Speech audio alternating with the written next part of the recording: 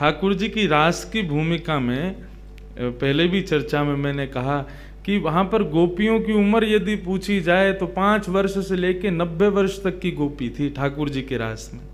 और क्यों ना हो, वो समय द्वापर का था, तब लोग 1000 वर्ष जीते थे। 90 तो भी कम बोल रहा हूं मैं, 100 150 वर्ष की गोपियां ठाकुर जी के साथ में रास विहार कर रही हैं। क्यों? यही तो वृंदावन रस है, जहां पर कोई आयु का भाव नहीं है और किसी वस्तु का भेद नहीं है। बंधुओं, जैसे हमें सुख प्रदान करने के लिए, हमें आनंद देने के लिए इस निश्वर संसार में, इस दुखालय में, भागवत में संसार को क्या कहा गया? दुखालय। इस दुखालय में आनंद का अनुभव कराने के लिए, आनंद का स्पर्श कराने के लिए, आनंद सागर में हम सबको डुबाने के लिए कृष्ण का प्रादुर्भाव हुआ। ठाकुर जी इस धराधाम पर पधारे हम सबको आनंद प्रदान करने के लिए। लेकिन जब ठाकुर जी इस धराधाम पर पधार रहे थे तो मनी मन विचार कर रहे थे, मैं सबको देवे जा रहा हूं, मोकु सुख कौन देगो, मोकु आनंद कौन देगो, मोकु रस कौन देगो, मोकु या आनंद सागर में कौन डुबावेगो, मेरे सुख को कौन विचार करेगो। मैं सबके सुख को विचार करके या धराधाम पर जा रहा हूं, लेकिन मेरे बाद सुख को विचार कौन करेगो। तो ईश्वर कौन है? कर्तुम कर्तुम अन्यथा कर्तुम समर्थ ईश्वर। बहुत ध्यान से सुनिए। ठाकुर जी जब वैकुंठ में विराजित होकर के कोई चिंता करते हैं या कोई चिंतन करते हैं या कोई भाव अपने हृदय में धारण करते हैं, तो भाव धारण करने पर उनको वो क्रियान्वित करना नहीं पड़ता, उनके जहन में आने वाला भाव अपने आप क्रियान्वित हो जाता है। जैसे कि भागवत में वर्णन है, ठाकुर जी जब सो करके उठते हैं तब कुछ नहीं होता, ब्रह्मांड का सृजन नहीं होता। तब ठाकुर जी अपने मन में विचार करते हैं, एको हम बहुश्याम, मैं एक हूं, अब बहुत होना चाहता हूं। तब कथा आती है, नाभि में से अपने आप कमल प्रकट हो जाता है, उस कमल पर अपने आप ब्रह्मा प्रकट हो जाते हैं, ब्रह्मा अपने आप सृजन करने लग जाते हैं। मतलब उनका चिंतन मात्र क्रिया को क्रियान्वित कर देता है। हमारी आपकी तरह करना नहीं पड़ता ठाकुर जी को। करना कब पड़ता है? जब वही ठाकुर जी इस धराधाम पर आते हैं, तब उनको अपनी इच्छा पूर्ति के लिए कोई ना कोई लीला करनी पड़ती है। लेकिन जब वे वैकुंठ में विराजित होते हैं तो उनका चिंतन ही उनकी इच्छा की पूर्ति करता है। ठाकुर जी ने मन में विचार किया, सबको सुख देवे के काजे मैं तो जा रहा हूं, सबको आनंद में डुबावे के काजे मैं तो जा रहा हूं, मेरी चिंता कौन करेगो, मोकु सुख कौन देगो, मोकु आनंद कौन देगो।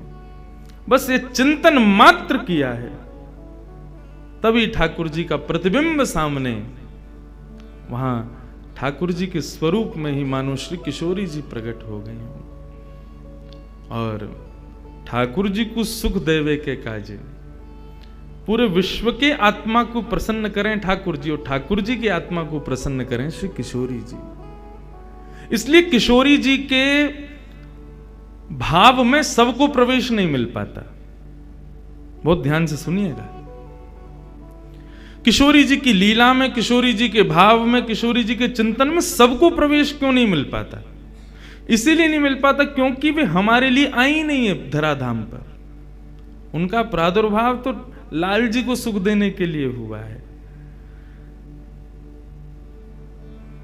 क्या समझ में आया? तो फिर किशोरी जी को यदि जानना हो, किशोरी जी के भाव में यदि प्रवेश करना हो, तो कौन कर सके? जा पर लाल जी की इच्छा हो, जा पे लाल जी रीझ जाएं, जा पर ठाकुर जी करुणा कर दें, वो किशोरी जी के श्री चरणन को प्राप्त कर सके। ठाकुर जी की प्राप्ति बहुत सहज है, लेकिन किशोरी जी की प्राप्ति सहज नहीं। ऐसा हो है सके, मैं 2-3 दिन से जब से यहाँ श्री किशोरी जी की चर्चा के लिए आया हूँ, रात भर चिंता करता हूँ। क्यों? मुख पे तो कन्हैया ही बैठो रे, उन्हीं का ही चिंतन चलता रहता, उन्हीं के भाव। और दूसरी बात, हमारी सेवा भी बाल भाव की। अब बाल भाव की सेवा में रास को विचार करना बड़ो कठिन होगा, क्योंकि पुष्टि में तो बाल की सेवा है। लेकिन मैं चिंतन करता रहूं, लेकिन आज के चिंतन में यह भाव आयो कि ठाकुर जी 3 वर्ष के है गए, 3 वर्षन से अपनी सेवा करवा रहे, भागवत की सेवा भाई। किशोरी जी के भाव को कहवे को इतनो वृहद कहने को अवसर नहीं मिलो। 3 वर्षन की सेवा के पश्चात अब ठाकुर जी को मोह लगे, ऐसो लगन लगी कि भैया ये किशोरी जी के भाव में प्रवेश करने लायक नेक नेक है गयो है, तो याकू नागपुर से ही प्रवेश करवाओ।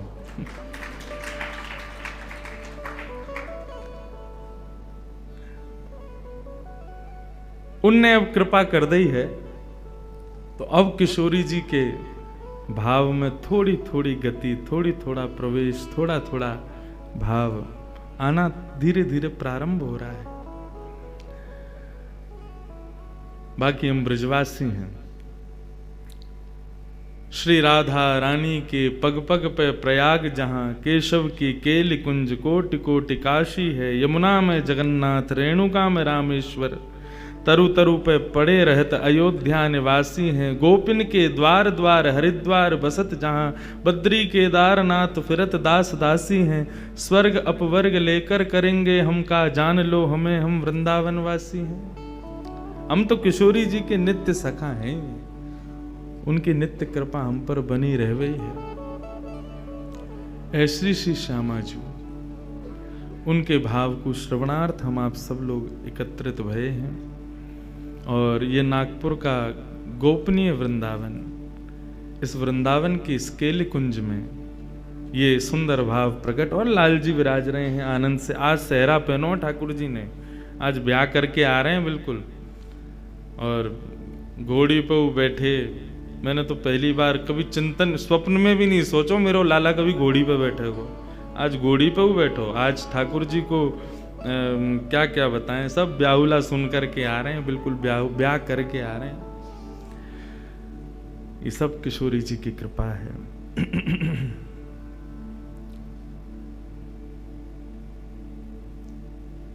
श्री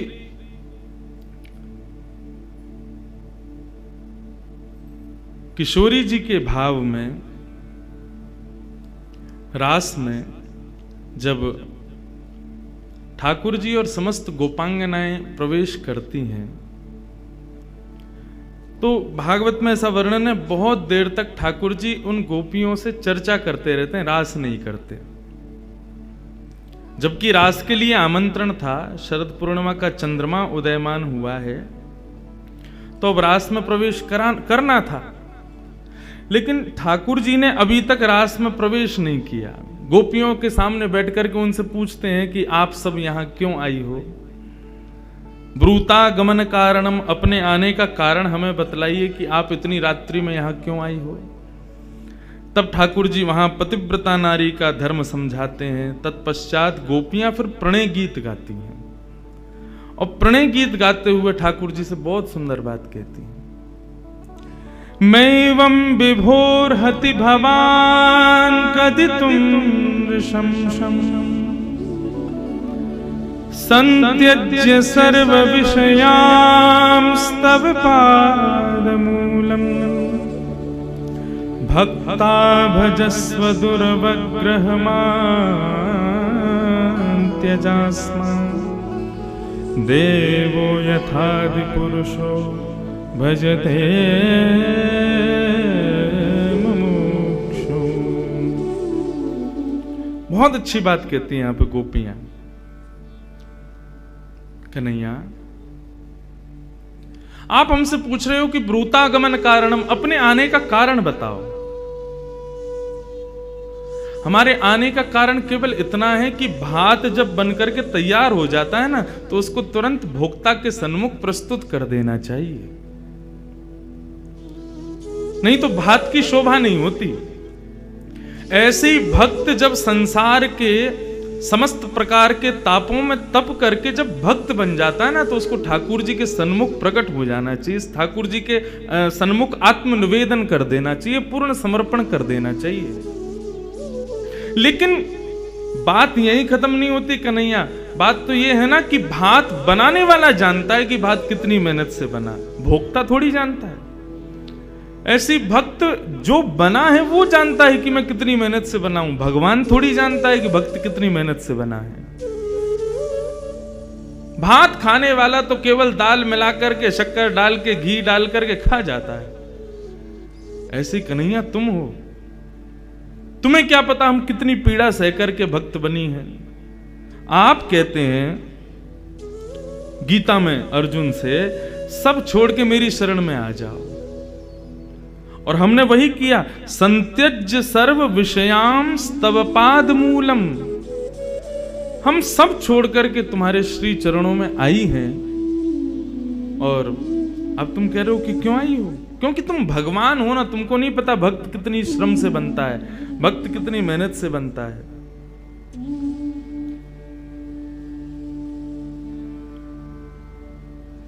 ठाकुर जी खड़े खड़े मुस्कुराते हैं। तब गोपियां एक बहुत सुंदर बात कहती हैं, कन्हैया तुम चाहते हो हम वापस लौट जाएं, हम चली जाएंगी, लेकिन हमारी एक वस्तु तुम्हारे पास है, वो हमको दे दो।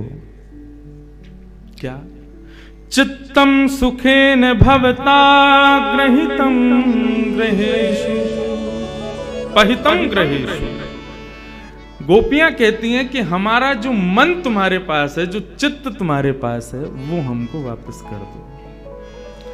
तुम हमारा मन वापस कर दो, हम अभी चली जाएंगी, लौट करके नहीं आएंगे। क्योंकि मन के बिना वापस जाएंगी तो किसी भी कार्य में हमारा गति नहीं होगी, हमारा मन नहीं लगेगा। सब पूछेंगे क्यों नहीं कर रही काम, तो हम कहेंगे मन नहीं है। मन कहाँ है? कन्हैया के पास। हम अभी चली जाएंगी घर सब छोड़ छाड़ के, हमारा मन दे दो। पूर्ण शरणागति इसी को कहते हैं। चाहे किशोरी जी के चरणों में हो, चाहे ठाकुर जी के चरणों में हो, तन की सेवा, भाव की सेवा, धन की सेवा, अन्य सेवाएं सब गौड़ हो जाती हैं। मन की सेवा विशेष है, मन की सेवा के प्रति विशेष भाव है। मन हमारा आपके पास है, वो हमें वापस कर दो, हम अभी चली जाएंगे। ठाकुर जी जब ये बात सुनते हैं तब मन ही मन बड़े प्रसन्न होते हैं, और प्रसन्न होकर के कहते हैं, हे गोपियों, मैंने आपको रास के लिए आमंत्रित किया, अभी रास का समय है, इतनी देर से हम चर्चा कर रहे हैं, मैं आपकी परीक्षा ले रहा था, आप परीक्षा में पास हो गई, लेकिन वास्तव में मैं इतना विलंब क्यों कर रहा हूं रास करने में? क्यों? बोले जैसा आपका मन मेरे पास है, ऐसे ही मेरा मन भी कहीं और है। जब तक वो नहीं आएंगी रास में, तब तक रास कैसे प्रारंभ होगा? अभी रास का केवल स आया है, मतलब श्याम आ गया है, लेकिन श्री राधा रानी तो नहीं आई ना। राधा और श्याम दोनों मिलित हों तभी तो रास प्रारंभ होगा। तब श्याम सुंदर पुकारते हैं किशोरी जी को, हे श्यामा, आप जहां कहीं भी हैं। उसी का श्लोक में मंगलाचरण में गाता हूं, हे राधे वृषभानु भूप तनये, हे पूर्ण चंद्रानने, हे कांते कमनीय कोकिल रवे वृंदावनेधीश्वरी, हे मत प्राण परायणे चरसिके, हे सर्वयूथेश्वरी, आगत्य त्वरितम प्रपत्य मनीषम। जल्दी आओ, आकर के इस पूरे रास की शोभा को बढ़ाओ किशोरी जी, तभी रास प्रारंभ होगा। जब ठाकुर जी पुकारते हैं श्री किशोरी जी को, और उन असंख्य सुंदरी गोपियों के मध्य से जैसे मानो सूर्य सामने से चल करके, जैसे मानो चंद्रमा सामने से चल करके आ रहा हो, तब ठाकुर जी के सन्मुख किशोरी जी का प्रादुर्भाव होता है, तब रास प्रारंभ होता है। जब किशोरी जी आ जाती हैं। रास क्या है? जहां एक साथ बहुत सारे भक्त मिलकर के ठाकुर जी का चिंतन, कीर्तन, स्मरण, भजन करें, वही रास है। लेकिन उस रास में हम आप सब लोग नृत्य कर रहे हैं, ठाकुर जी कब नृत्य करेंगे? जब किशोरी जी पधारेंगे। बिना किशोरी जी के आगमन के रास की भूमिका नहीं बनती। उन किशोरी जी की कृपा से ही श्रीधाम वृंदावन को रास का सुख प्राप्त होता है। वे किशोरी जी पधारती। कल रात्रि में एक भाव सुनाया मैया को। आज ठाकुर जी का ब्याह भयो तो वहां में रास भयो, तो वही रास को भाव कह करके तो आज के प्रसंग सुने। किशोरी जी रास में पधारी हैं और समस्त गोपांगनाओं के साथ में, समस्त गोपांगनाओं के मध्य में श्यामाजू और श्यामजू दोनों रास विहार कर रहे हैं। इतना सुंदर भाव। हो बन नाचे नटनी को वाली, नंद को किशोर, राधे जगत नचायो तेरी, बोह की मरोड़, राधे जगत नचायो तेरी, बोह की मरोड़। गाइए। हो बन नाचे नटनी को वाली, नंद को किशोर, बन नाचे नटनी को वाली, नंद को किशोर। हो बन नाचे नटनी को आली, नंद को किशोर, बन नाचे नटनी को वाली, नंद को किशोर। एक कथा याद आ रही है। किशोरी जी एक दिन समस्त सखियों के संग बैठी, स्वर्ण जडित सिंहासन पर किशोरी जी बैठी। सब सहचरियां आकर के किशोरी जी की जय जयकार करें। वृषभानु नंदिनी की जय हो, बरसाने वारी की जय हो, हे कीर्ति दुलारी की जय हो। जो भी भाव किशोरी जी के प्रकट हो, सबसे जय जयकार करें। किशोरी जी लेकिन आज प्रसन्न नहीं है, मुख मुरझाई बैठी हैं। तभी समस्त सखियन ने बोली, हे किशोरी जी, कहा भयो? आपके चेहरे पर ये शुष्कता, आपके चेहरे की ये जो गंभीरता है, यहाँ से ऐसा लग रहा है कि आपके मन को भाव कछु है करने को, आप कर नहीं पा रही हो। आज्ञा करो, हम सब सहचरी बैठी हैं यहाँ पे, आप जो आज्ञा करोगे पूर्ण करेंगे। किशोरी जी बोली, मुझे आज श्याम सुंदर की याद आ रही है। ललिता विशाखा बोली, बात चोर है, क्यों ना निकाल दो तुम अपने दिमाग में थे। 24 घंटा भैया याद करती रहो। कहा है वहां में ऐसो चोरी करतो फिरे, टेढ़ी सी चाल चले, मुकुट टेढ़ो पहने, पूरी दुनिया सीधो मुकुट पहने, वो टेढ़ो मुकुट पहने। ना तो धोतो होगो, हमें तो बाग में संशय सो रे वाक्य। तो किशोरी जी बोली, आप ऐसे मत बोले करो। मुकु श्याम सुंदर को बहुत स्मरण है। वे कैसी बंशी बजावें, कैसो सुंदर श्रृंगार करें, कैसी चाल चलें, कैसे मोर पंख लहरावे, कैसी सुंदर बेनी गूथ के आमे, उन सबको स्मरण करके आज मुकु उनकी बड़ी याद आ रही है। सब सखी बोली, तो कहा करनो है? बोले, करनो कछु ना है, श्याम सुंदर के पास एक गुण है जो गुण मुंह में ना है। कैसो गुण? बोले, कन्हैया नृत्य बहुत अच्छो करे और मेरा मन कर रहे हो कि मैं कन्हैया से नृत्य सीखूं जाके। वहां से दो भाव होंगे। कहा, पहले तो श्याम सुंदर को देखने को मिलेगा और दूसरा मैं नृत्य भी सीख जाऊंगी। सभी सखी बोली, वहां मैं कहा, हम सिखा देंगी तुम्हें, तुम जैसे हो कहोगी वैसो नृत्य तुम्हें सिखा देंगे। बंधुओं, ये कुंज की लीला नहीं है, ये निकुंज की लीला है। यहां पर सखाओं का प्रवेश नहीं है, यहां पर ग्वाल बालों का प्रवेश नहीं है, वृंदावन का भी प्रवेश नहीं है। यहां पर केवल किशोरी जी, श्यामाजू और सखियां, उनका ही प्रवेश है। सब किशोरी, सब सखियां बोली, श्यामाजू ये तो हम सिखा देंगी आपको। किशोरी जी बोली, नहीं, आप सब बढ़िया नृत्य करो, लेकिन मुझको तो कन्हैया से ही सीखना है। वो जैसो नृत्य करें वैसो ही सीखना है। सब सखी बोली, तो चलो आज नंदगाम ही चलें, कन्हैया ते हम तो देख के हमें कितना बढ़िया नृत्य करे। हाँ भाई, रथ मंगवाओ, किशोरी जी के चमर डोरावे वारे मंगवाओ। सुंदर जय जयकार करते हुए, चंवर डोराते हुए, इत्र छलकाते हुए, और रथ में बैठकर के किशोरी जी को लेकर के जाएंगे। नृत्य सीखवे जा रही हैं। किशोरी जी बोली, नृत्य सीखवे जा रही हूं, सिखावे नहीं जा रही। सीखवे जामे तो सामने वालों को सम्मान देना पड़े, वाको गुरु रूप मानना पड़े। मैं तो पैदल जाऊंगी, और कोई ना चाहिए चंवर डुरावे वारो, कोई ना चाहिए इत्र छिड़कावे वारो, गुलाब जल छिड़का तो चले, और ये सब नहीं। मैं तो सहज भाव से जाऊंगी। ललिता विशाखा बोली, अच्छा ठीक है, चलो फिर। किशोरी जी बोली, नहीं तुम लोग भी नहीं जाओगी, मैं अकेली जाऊंगी। क्यों? तुम मां खड़ी खड़ी कन्हैया के चाल ढाल रूप माधुरी और वाके सवरे गुणन पे ही तुम आक्षेप करती रहोगी, या हमारे तुम मत चलो, श्रम होगो मेरे लाल को, मैं अकेली जाऊंगी। बोली, कभी ना भेजेंगी अकेली, हम आपकी सहचरी हैं, आपके सुख को विचार करें, लेकिन हमें ध्यान भी रखना पड़े कि आपके संग कोई अनहोनी है गई तो मेरे संग कहां अनहोनी होगी। अरे बहुत बड़ा चोर है वो कन्हैया, कहीं आपको कोई आभूषण चुरा लियो, कहीं आपकी कोई वस्तु चुरा ली, कहीं कछु आपको कछु धर लियो तो। श्यामा जी बोलू, देख तू अपने मनते ना मेरे श्याम सुंदर के काजे ये दुर्भावना निकाल दे। वो चोरी क्यों करे मैं सब जानू, और वो चोरी ऐसी कोई वस्तुन की चोरी ना करे, माखन की चोरी करे।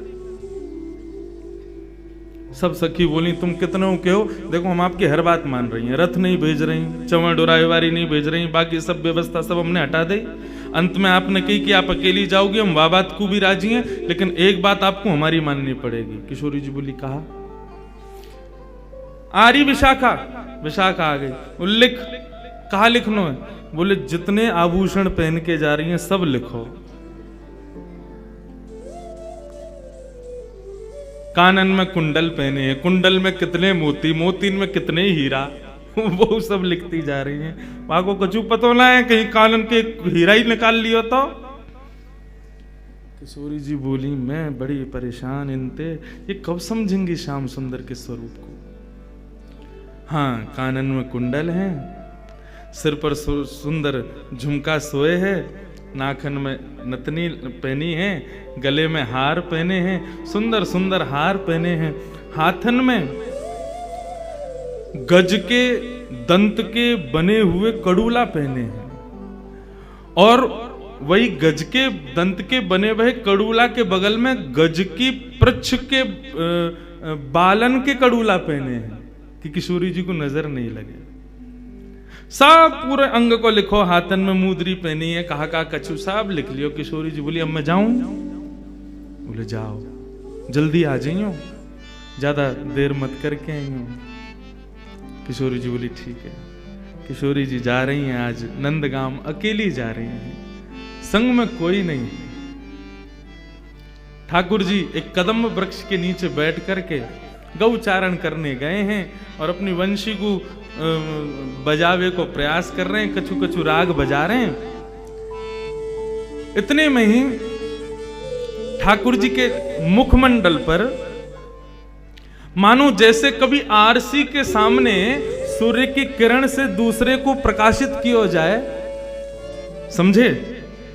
कभी सूर्य की रोशनी घड़ी पे पड़ जाए तो घड़ी में से एक प्रकाश निकल के एक निकले ना, ऐसी मानो ठाकुर जी के मुखमंडल पर कोई आरसी को प्रतिबिंब, आरसी की रोशनी आकर के ठाकुर जी के आंखन में थोड़ा न श्रम जैसो कर रही है।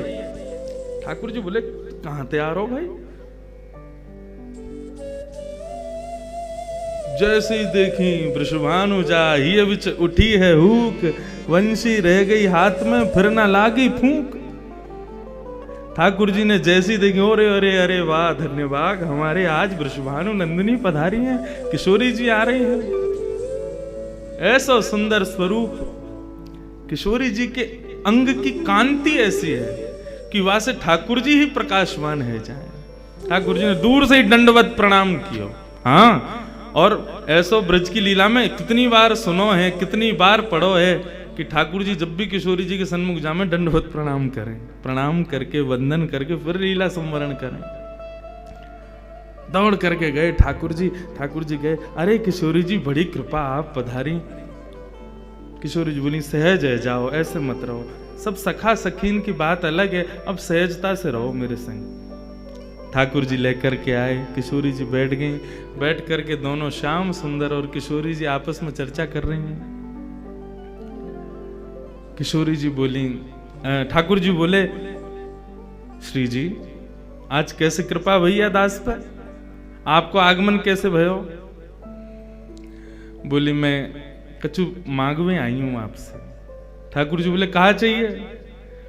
बोले कि मोकू आप जैसो नृत्य करनो सिखाए दो, आप जैसो नृत्य करो, मयूर बन करके अपने घुटनेन पर नृत्य करो, मोर पंख पहन करके, और जब आप त्रिभंग ललित स्वरूप धारण करके जब वंशी वेणुनाद करते भय, अपनी वेणु को खोल करके जब आप चलो ना, आपकी सुंदर चाल, आपके सुंदर ढाल, आपके नैनन के कटाक्ष, आपके हाथन की मुद्रा, उन सबन को देख के मेरो मन करे मैं भी आपके जैसा नृत्य करूं, मुझको नृत्य करना सिखाए दो। ठाकुर जी बोले नृत्य सीखवे आई हो आप? बोले हाँ। अरे किशोरी जी आपको कहाँ आवश्यकता पड़ गई नृत्य की, हम तो ग्वारियां हैं, हम पे कुछ आवे थोड़ी, हम तो सहज भाव से करें ना। ना देखो यह बात है सब जाने कि आप बहुत सुंदर नृत्य करो, अब वाह कृपा को मुंह पे बरसाओ, मुंह को नृत्य सिखाओ। ठाकुर जी बोले बढ़िया मौका मिला है आज तो, अपने आप चल के पधारी हैं। अरे कन्हैया काय को छोड़ा?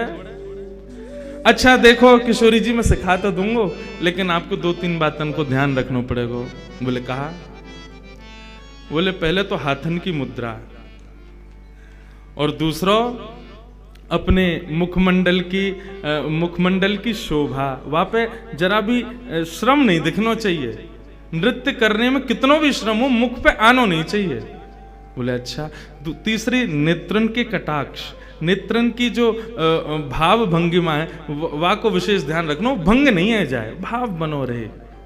अच्छा, और मैं जैसो जैसो करूं मेरे संग करियो। किशोरी जी बोली ठीक है। सन्मुख ठाकुर जी खड़े भये और यहाँ तक किशोरी जी देख रही हैं। अब ठाकुर जी उनके सामने रूप धारण करें, कभी मुद्रा धारण करें, नृत्य करें। अब मैं कैसे नृत्य करके दिखाऊं ठाकुर जी की तरह, लेकिन वो नृत्य करें और वह नृत्य को देख करके किशोरी जी प्रयास करें और वही है रो जो ठाकुर जी कर रहे हैं, लेकिन जबरदस्ती गलत कर दें। ठाकुर जी ऐसे नहीं, मैं बताऊं। सो ठाकुर जी आकर के किशोरी जी के हस्त कमल को पकड़े, या को ऐसे धरो या को ऐसे करो, अब इतकू देखो, हाँ ऐसे नृत्य करो। आकाश मार्ग में खड़े हुए देवी देवता सब अनुभव कर रहे हैं किशोरी जी के और श्याम सुंदर के या सुंदर भाव को। हाँ,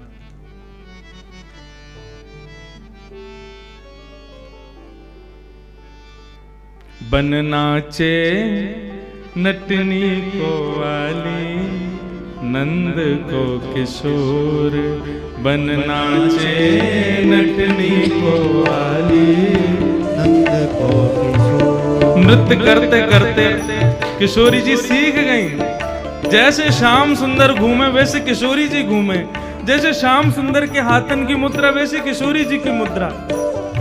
आहा, ऐसा सुंदर एक एकाकार महारास।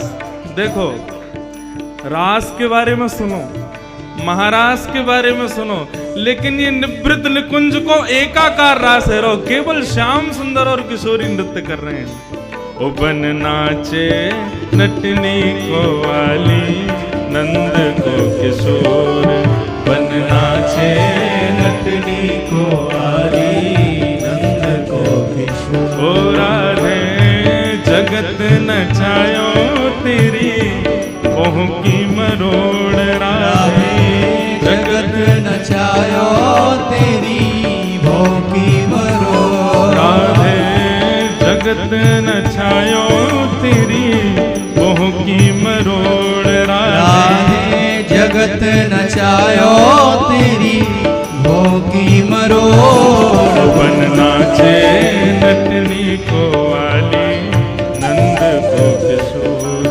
बन नाचे नटनी को वाली, नंद को किशोर। बोल रास रासेश्वर भगवान की।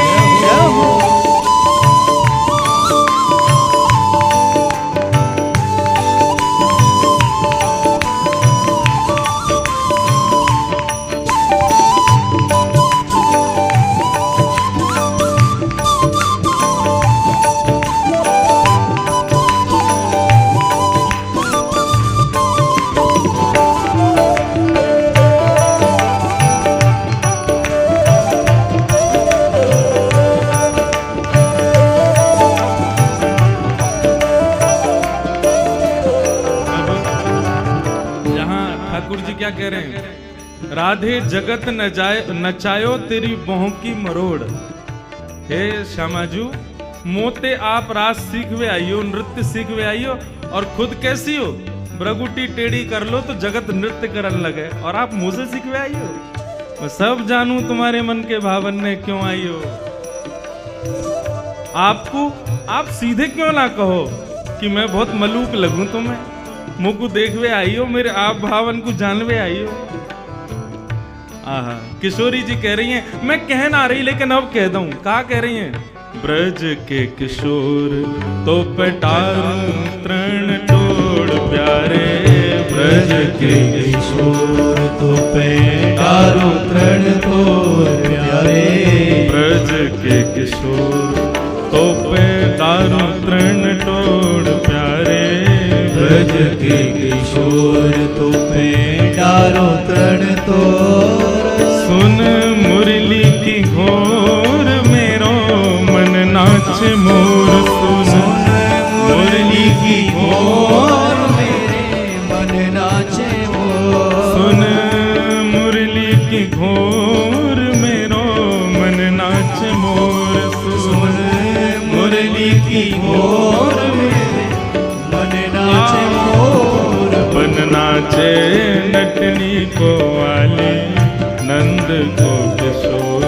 बन नाचे नटनी को वाली नंद को किशोर। ओ राधे जगत नचायो तेरी बाहों की मरोड़। राधे जगत नचायो तेरी बाहों की मरोड़। राधे जगत नचायो तेरी बाहों की मरोड़। राधे जगत नचायो तेरी बाहों की मरोड़। बन नाचे नटनी को वाली नंद को किशोर। बन नाचे नटनी को वाली नंद को किशोर। ओ बन नाचे नटनी को वाली नंद को किशोर। बन नाचे नटनी को वाली नंद को किशोर। किशोरी जी ने ठाकुर जी की बड़ाई कर दी। ब्रज के किशोर तो पे डारूं तृण तोड़। कितने प्यारे हो आप। सुन मुरली की घोर मेरो मन नाचे मोर। ठाकुर जी बोले, अब इनने हमारे काजे इतने बढ़िया शब्द बोले, ने हमऊ कह दें। किशोरी जी, जैसे आप अपने हृदय में छुपा के रखो ना भाव, ऐसे मैं हूं रखूं। किशोरी जी बोली, तो आप भी कहो, आपको कहा लगे हमको देख के? ओ कमल कली को रंग भानु की लली को प्यारे। कमल कली को रंग भानु की लली को प्यारी। कमल कली को रंग भानु की लली को प्यारे। कमल कली को रंग भानु की लली को। ओ मुख चंद देनी को मेरे नैना है चकोर। मुख चंद्र तेरी को मेरे नैना है चकोर। मुख चंद्र देनी को मेरे नैना है चकोर। मुख चंद्र तेरी को मेरे नैना है चकोर। ओ बन नाचे नटनी को वाली नंद को किशोर। बन नाचे नटनी को वाली नंद को किशोर। ओ बन नाचे नटनी को वाली नंद को किशोर। बन नाचे नटनी को वाली नंद को किशोर। राधे जगत नचायो तेरी बाहों की मरोड़। राधे जगत नचायो तेरी बाहों की मरोड़। ओ राधे जगत नचायो तेरी बाहों की मरोड़। राधे जगत नचायो तेरी बाहों की मरोड़। ओ बन नाचे नटनी को वाली नंद को किशोर। बन नाचे नटनी को वाली नंद को करताल बजा के किशोर।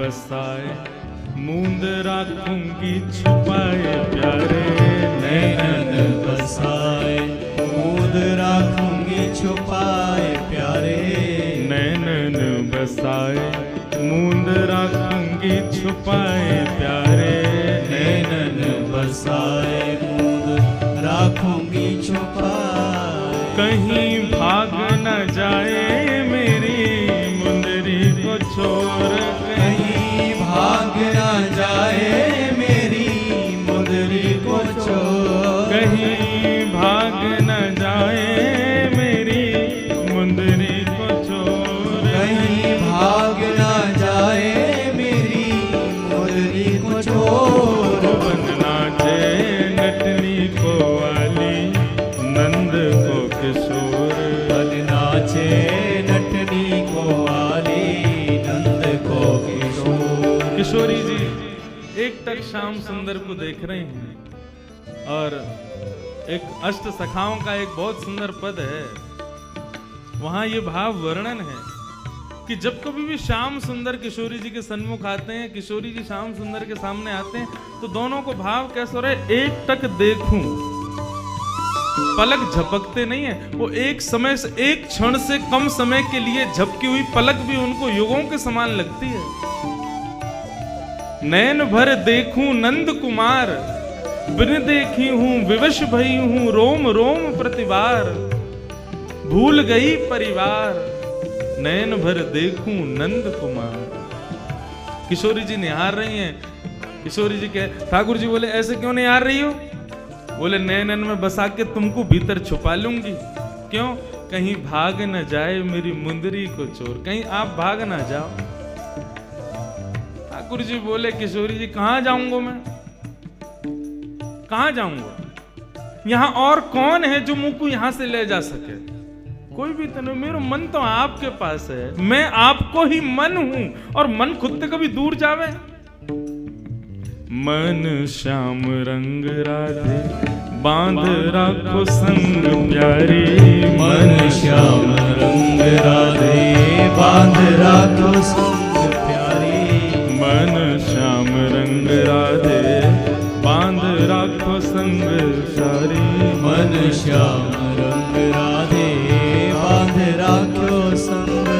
कहाँ जाएगी पतंग तेरे हाथ में है डोर, कहाँ जाएगी पतंग तेरे हाथ में है डोर, कहाँ जाएगी पतंग तेरे हाथ में है डोर, कहाँ जाएगी पतंग तेरे हाथ में है डोर। ओ बन नाचे नटनी को वाली नंद को किशोर, बन नाचे नटनी को वाली नंद को किशोर, ओ बन नाचे नटनी को वाली नंद को किशोर, बन नाचे नटनी को वाली नंद को किशोर।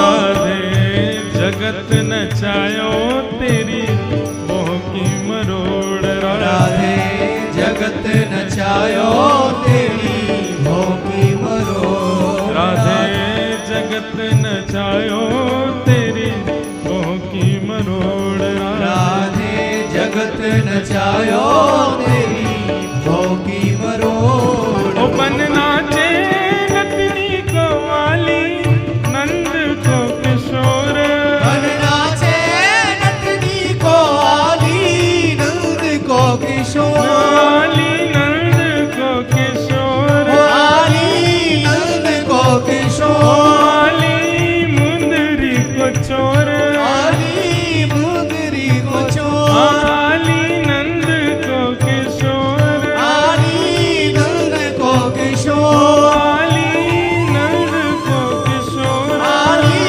नंद को किशोर।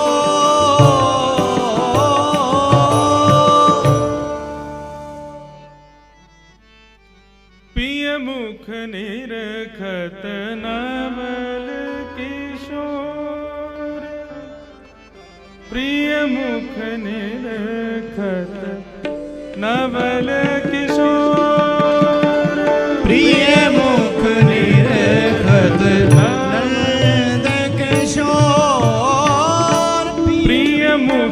निरखत नवल किशोर, प्रिय मुख निरखत किशोर। नृत्य करते करते किशोरी जी को श्रम हो गई। ठाकुर जी ने 3 चीज पर ध्यान देने के लिए कहा था। पहली चीज क्या? पहली चीज हाथों की मुद्रा, दूसरी चीज नैनों की भाव, और तीसरी चीज मुखमंडल की लचक। इन 3 चीजों पर ध्यान दे रही हो किशोरी जी। श्रम नहीं दिखना चाहिए मुख पे। कैसो भी नृत्य हो, कितनों भी कैसो भी भाव आवे, श्रम नहीं आना चाहिए। लेकिन किशोरी जी पहली बार नृत्य कर रही हैं। नृत्य करते करते करते करते करते करते किशोरी जी के प्रश्वेत के बिंदु मुखमंडल पर प्रकट हुए, और ठाकुर जी के बार बार नृत्य करवे से उनके चरणन से उठने वाली धूल किशोरी जी के मुखमंडल को स्पर्श कर रही है। जैसे किशोरी जी के मुखमंडल के भाव को श्रमित देखो ठाकुर जी ने, तब ये पद गाया हो गया। प्रिय मुख निरखत नंद किशोर, प्रिय मुख निरखत नंद किशोर। मानहु सहज राकेश में प्रते, मानहु सहज राकेश चितवत चकित चकोर, चितवत चकित चकोर।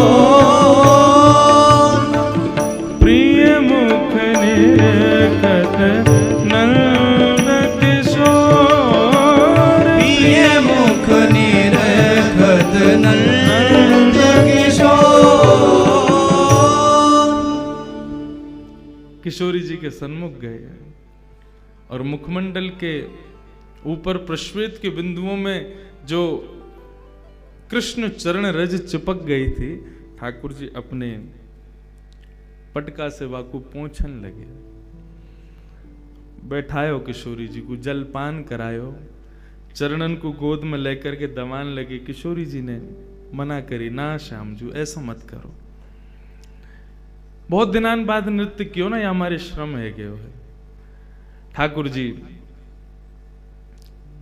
मनी मन विचार कर रहे हैं, कैसी कोमल हैं प्रिया जी।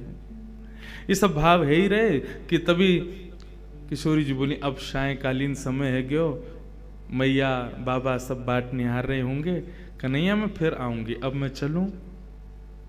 ठाकुर जी बोले, अच्छा श्यामा जी जा रही हो? बोले हाँ, अब जावे को समय भयो है। ठाकुर जी मनी मन सोचन लगे, आई आकर के नृत्य सीख लियो, दे के तो कुछ जान आ रही है, बिना लिए दिए कैसे? हम तो भाई हम कन्हैया हैं, हम कुछ दें तो ले बदले में। अच्छा, ठाकुर जी ने 1-2 बार संकेत जैसो कियो। अच्छा किशोरी जी तो नृत्य बढ़िया सीख लियो? बोले हाँ सीख लियो। कन्हैया बहुत आनंद आया, तुम तो ऐसे बढ़िया नृत्य करता हो, तुमसे ही सीखना चाहिए सबन को। हाँ हाँ सीखना तो चाहिए। और कुछ बात? बोले ना बस अब मैं चलूं। जैसे किशोरी जी जान लगी, बोले कन्हैया ऐसे तो आनंद नहीं आवे, कोई तो फ्री पॉकेट में सीख के चली गई, कछु तो दे के जानो चाहिए हो। कोई बात ना है, हम कृष्ण हैं, कोई दे के ना जावे तो ले ले हम तो। सोई गए, जाकर के किशोरी जी के गले में गलवैयां डाल के बोले, अरे श्यामा जी चलो न एक दूर तक मैं छोड़ आऊं। देखो ये कुंज कैसी, यमुना को पुलिन कैसो, ये मार्ग कैसो, देखो ये भोरा कैसे जा रहा है, देखो देखो देखो ये तितली कैसे उड़ रही हैं। किशोरी जी बोली, ये सब हमने पहले भी देखे हैं कन्हैया, इनमें कहा विशेष है ऐसा? अरे नेक दृष्टि बदलो श्यामा जी, ये सब साधारण नहीं है। ये जो भौरा उड़ रहा कहा है ना, ये पहले ना जाने कितने वर्षों तक यहाँ ने तपस्या करी, मोए तुम्हें संग देखवे के काजे, आज देखो भौरा बन के या को दर्शन भये हैं। ये देखो यमुना में जो सुंदर पुष्प बह करके जा रहे हैं ना, ये सब हमारे दर्शन के काजे बह रहे हैं। आदि आदि ऐसे मन गणंत बात बना रहे हैं ठाकुर जी। श्यामा जी बोली, अच्छा ठीक है कन्हैया अब मैं जाऊं। अरे वो वृक्ष तो आपने देखो ही नहीं, वह वृक्ष पर देखो, वो पक्षी देखो, किशोरी जी बोली कहाँ? अरे वो ना दिख रहा हूं आपको, देखो मेरी उंगली के सीध सटीक पे देखो। किशोरी जी बोली वहीं देख रही हूं, ना दिख रहा मुझे। अरे लाओ अपनी उंगली दिखाओ, मैं दिखाऊं। जैसे हाथ उठा के दिखाने लगे, वो देखो वहां कोई ना। अरे किशोरी जी इतने में ही तो हाथ उठा के यहाँ ते मुंदरी निकाल के ठाकुर जी ने अपनी जेब में धर लगी, और जेब में धर के बोले अच्छा चलो कोई बात ना, अभी उड़ गए फिर दिखाऊंगा हैं। किशोरी जी बोली अच्छा ठीक है। किशोरी जी चली गई वहां से। ठाकुर जी ने फेंट में दारी मुंदरी और बांध करके कस के, अब नेक चैन पड़ो हृदय को, फ्री में थोड़ी सिखा देंगे हम सब कछुए। किशोरी जी वापस आई। जैसी किशोरी जी वापस आई, सामने सभी सहचरी सखी सब खड़ी हैं। जैसे किशोरी जी को आगमन भयो, ओहो महाराज नजर उतारी, बलैया ले रही हैं, आरती उतार रही हैं, पुष्प छिड़क रही हैं, इत्र लगा रही हैं, गुलाब जल से छिड़काव कर रही हैं, चरणन को गोद में लेकर के चरणन में लगी वही रज को साफ कर रही हैं, कोई फल खवा रही है, कोई कछु पिवा रही है। इस प्रकार किशोरी जी की सब सेवा कर रही है, कोई कंधा दबा रही है, कोई चरण दबा रही है। किशोरी जी बोली इन सबको अवकाश ना है, मैं थक गई हूं, हार गई हूं, मुझको सोने जान दो अब।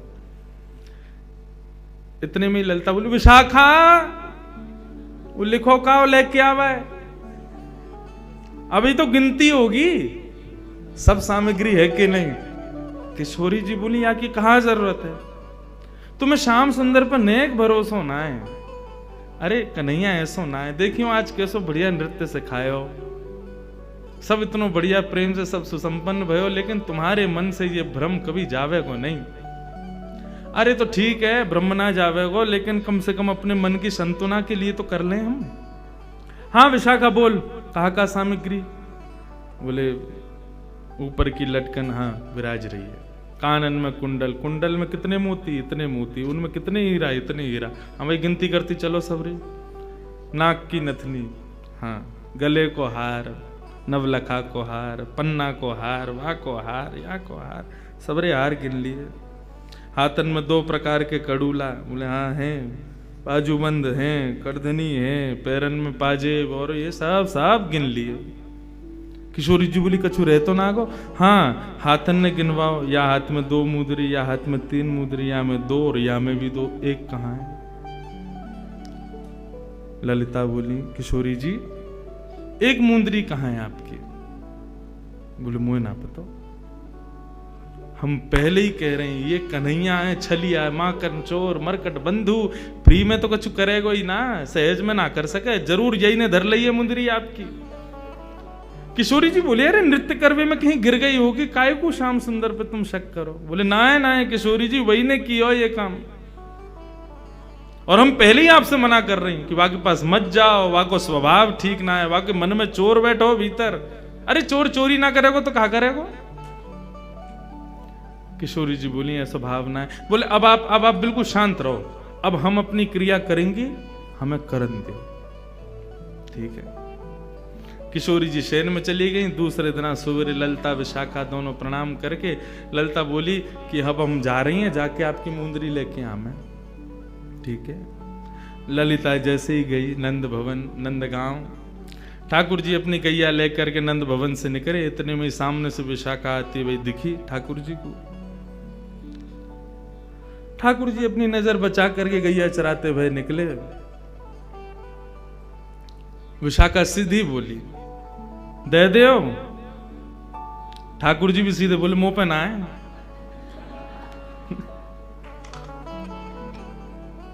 विशाखा बोली कहा ना है?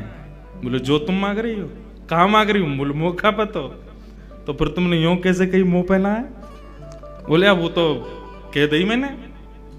बोले देखो सीधी सीधी बात है, सीधी सीधी तरीका से मान जाओ, जो है वह दे दो। ठाकुर जी बोले मुंह पे है ही ना तो मैं कैसे दे दूं? बोले दे रहे हो प्रेम से या फिर मैं अपने पे आऊं? बोले तू अपने पे आवेगी तो जैसे मैं तो बैठे ही रहूंगा, मैं तो अपनों कुछ करूंगा ही ना, तू आके तो दिखा मेरे समीप।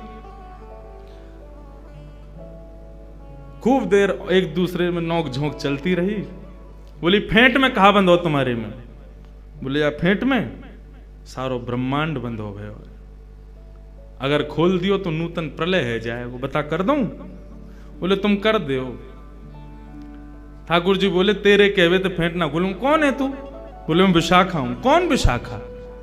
मैं किशोरी जी की सहचरी हूं। तो मैं कहा करूंगा मैं तू उनकी सहचरी है तो उनके फेंटे खोल, मेरो का खोल है, मैंने ना धरो कछु भी।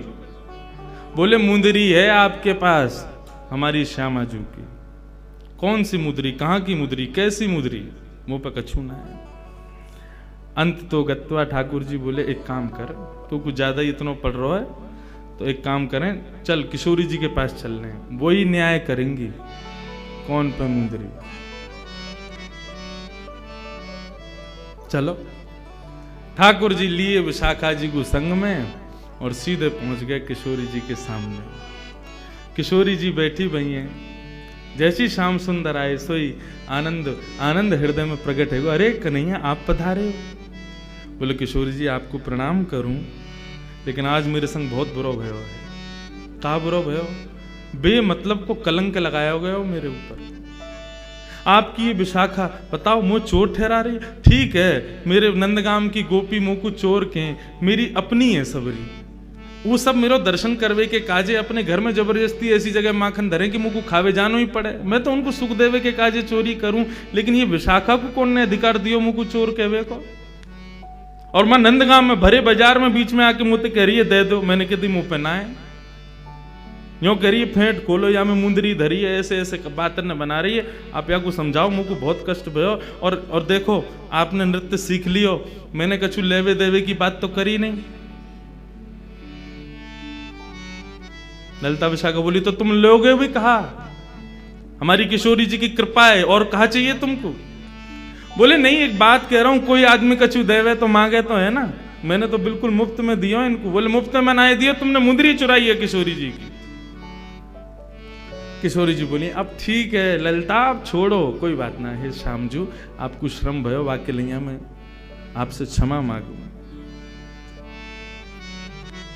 चोरी चपल लगावत मोकू, चोरी चपल लगावत मोकू, चोरी चपल लगावत मोकू, चोरी चपल लगावत मोकू।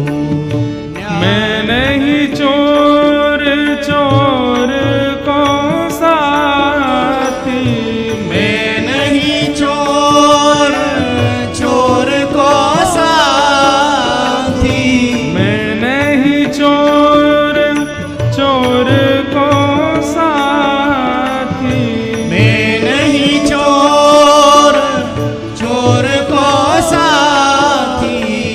नटखट सखी तिहारी, नटखट सखी तिहारी, चोरी चपल लगावत मोकू, चोरी चपल लगावत मोकू।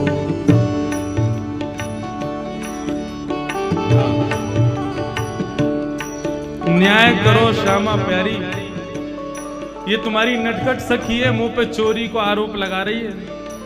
मैंने कछु चोरी ना करी है।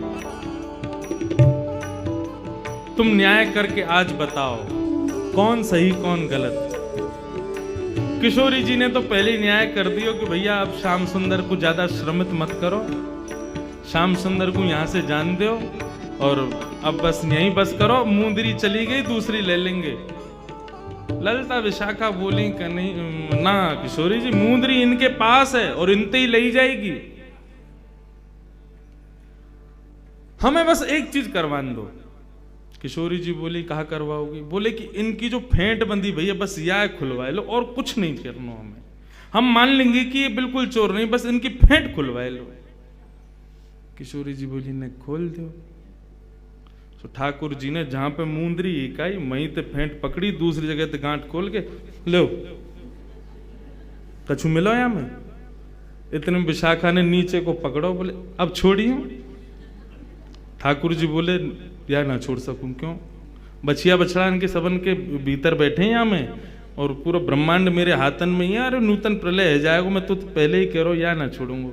इतने में ही विशाखा ने जोर से हाथ से फेंट जैसी खींची, ठाकुर जी के हाथ से छूट गई, इतने में मुंदरी वहां से गिर गई। अब तो मुंदरी गिरते ही महाराज विशाखा ने उठाई, ये ले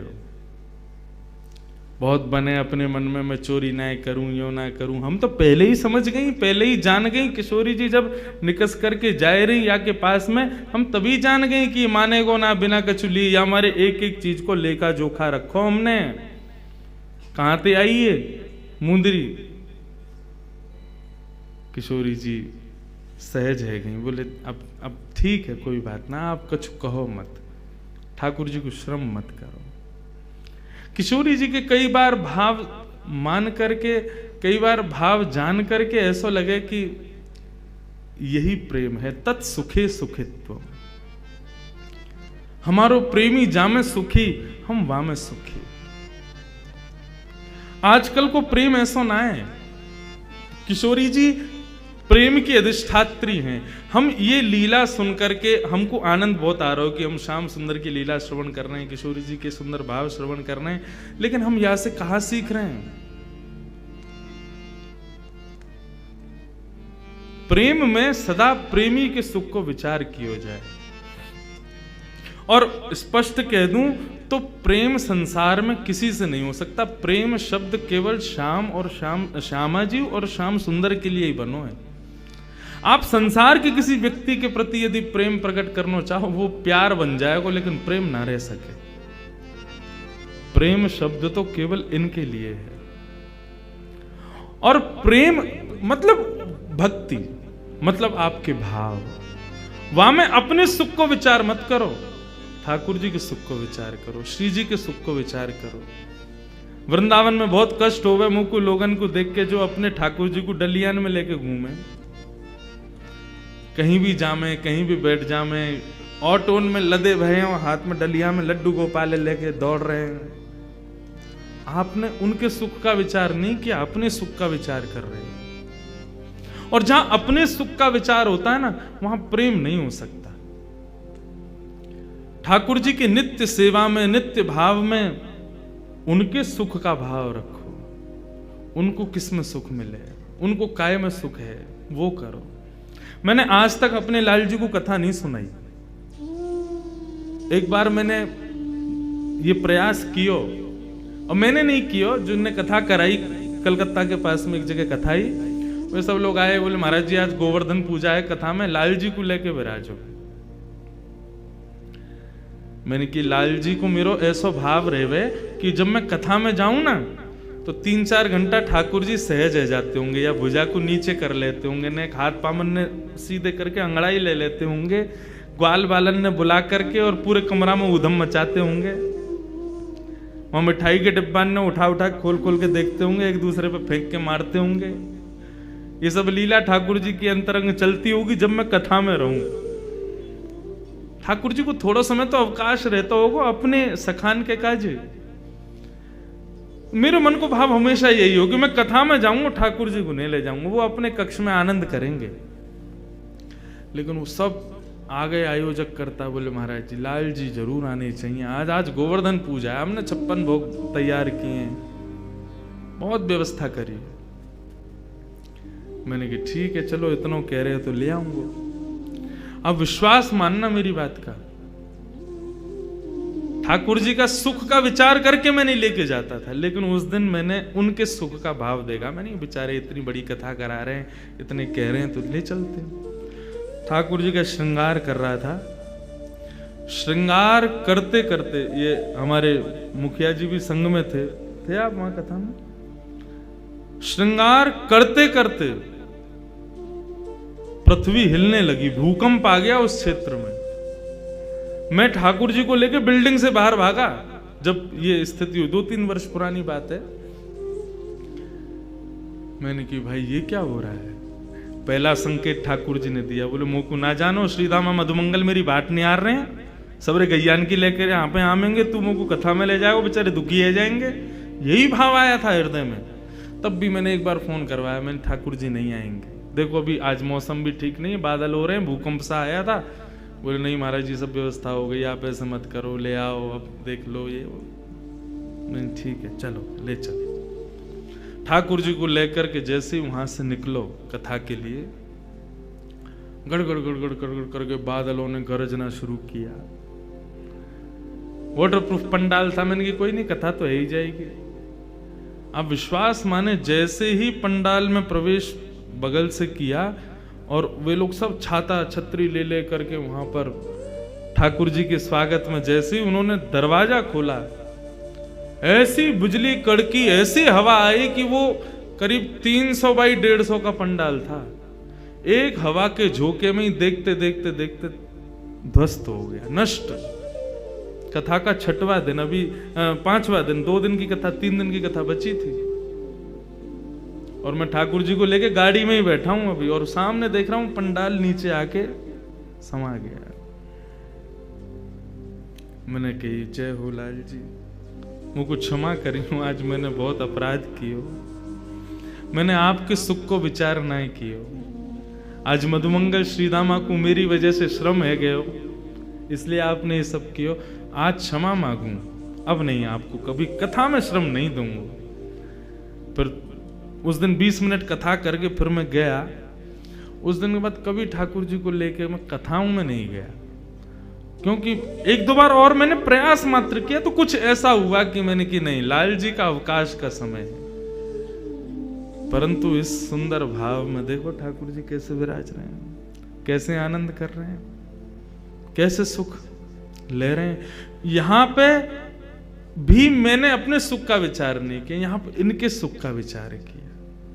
यहां ठाकुर जी क्यों पधारे हैं, क्यों इस कथा में विराज रहे हैं, क्यों इस चर्चा में विराज रहे हैं? क्योंकि श्री जी को भाव है, श्री जी की चर्चा होगी। या हमारे श्री लाल जी ने मधुमंगल श्रीदामा आदि सबंत कहती 4 दिन की छुट्टी पे हूं मैं, 4 दिन कोई गैया चरावे नहीं जाऊंगा। क्यों? वहां कथा में जाऊंगा। क्यों? बोले श्री जी प्रकट होंगे और श्री जी को दर्शन करवे को मिले, श्री जी को श्रवण करवे को मिले। लाल जी वहां पीछे ना रहे, आ गए, सहज भाव से विराज रहे हैं। और ऐसे मुझे नहीं पता था आज ठाकुर जी ब्याह कर लेंगे, और कर आए। देखो सुबह सुबह अपने आप ही सब प्रयोजन, अपने आप ही सब युक्तियां बना बना करके सब क्रम कर रहे हैं। क्यों? अपने प्रिय के सुख का भाव। तत्सुखे सुखित्वम, तत्सुखे सुखित्वम। श्री किशोरी जी को बहुत कष्ट होता है जब ये सब सखियां मिलकर के ठाकुर जी पर आरोप प्रत्यारोप लगाती हैं। भले ही किशोरी जी की सामग्री थी, किशोरी जी की मुंदरी थी, लेकिन जब वो प्रकट हुई ना तो ठाकुर जी से ज्यादा कष्ट किशोरी जी को हुआ कि क्यों निकल आई। हृदय में कष्ट हो रहा है। इस बात से कष्ट नहीं कि मुंदरी इनके पास क्यों मिली, मुंदरी इनके पास थी, इससे तो किशोरी जी को बहुत सुख था कि मेरी कोई वस्तु तो है इनके पास में, किसी ना किसी रूप में मेरा अनुभव तो कर रहे होंगे ना। लेकिन जब वो प्रकट हुई और सबने ठाकुर जी को इस भाव से देखा, उस चीज से किशोरी जी को बहुत कष्ट हुआ। और ठाकुर जी को चेहरा मुरझा गया। सब सखी चढ़ चढ़ के तो चोर है, जन्म जन्मांतर को चोर है, ऐसो है वैसो है। किशोरी जी नेत्र बंद करके बैठी हैं। जैसे किशोरी जी ने नेत्र बंद किए हैं, सारी सहचरियां मूर्छित होकर के वहीं गिर पड़ी। और श्याम सुंदर नीची नजर करके वहां से चले गए।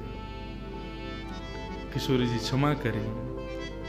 ठाकुर किशोरी जी बोली, आप ऐसे क्षमा मांग करके मुंह को लज्जित मत करो श्याम सुंदर, आप याकू अपने पास ही रखो, संग ही रखो, आपके संग विराजेगी। मुकु या में प्रसन्नता है कि मेरी कोई वस्तु आपके पास है। कैसी करुणा निधान है श्री किशोरी जी। पूरे विश्व पर करुणा करने वाले श्याम सुंदर भी करुणा की आकांक्षा करते हैं किशोरी जी से। और किशोरी जी उनकी करुणा में ही, उनके सुख में ही उनकी प्रसन्नता है।